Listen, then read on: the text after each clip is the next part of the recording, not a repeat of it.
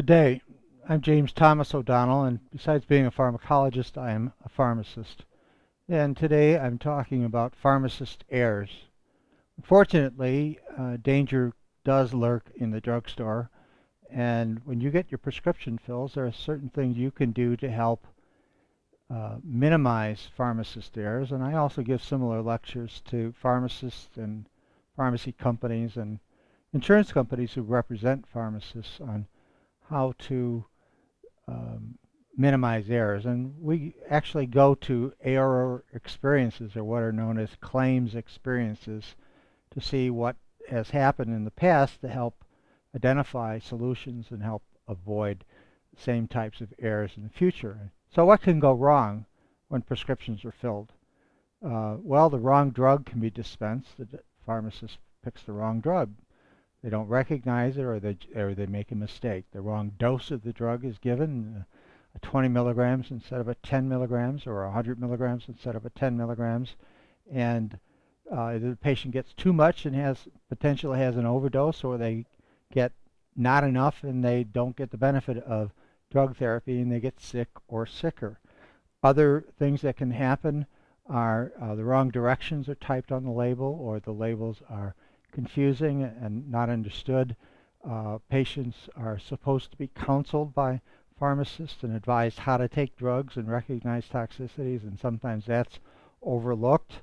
Then there may also be a violation of patient confidentiality, and it is an error. It's a departure from the standard of care, but it's not one that causes physical injury. The types of drugs that result in claims where lawsuits are filed are not necessarily the most common drugs involved in errors. For claims to be filed, usually there's some type of injury, and so it's been my assessment and others that the drugs with the greatest toxicity lead to the greatest number of claims, and that's because they're toxic intrinsically and they cause significant injury. So a drug group like the blood thinners, like warfarin, which is a rat poison, or Coumadin, and now some other drugs that are the newer blood thinners for atrial fibrillation, for example. If patients get those drugs and they're not supposed to, or they get a higher than normal dose, they have a risk of bleeding. If they get the wrong dose, too low a dose, they have a risk of clotting, which causes significant injury as well. So other drugs in that class are drugs. In another video we had about allergy. So part of counseling and part of drug review by the pharmacist is to make sure the patient is not allergic to a particular drug. The wrong form of a drug is ordered for administration into the ear, and an eye product, a drug formulated for the eyes, is dispensed to the patient, and vice versa. Well, that may cause, if you put an eardrop in the eye, it may cause damage to the eye because the chemistry of the compound is different. And the types of toxicities that occur besides allergic reactions or chemical reactions, very commonly we see underdosing, lack of therapy, or overdosing, and significant toxicity. And when this is with something like an opiate or a pain reliever, an overdose of that may cause a patient to stop breathing and not breathe effectively, leading to brain damage, or even worse, death, because they stop breathing completely. We see a wide variety of types of errors.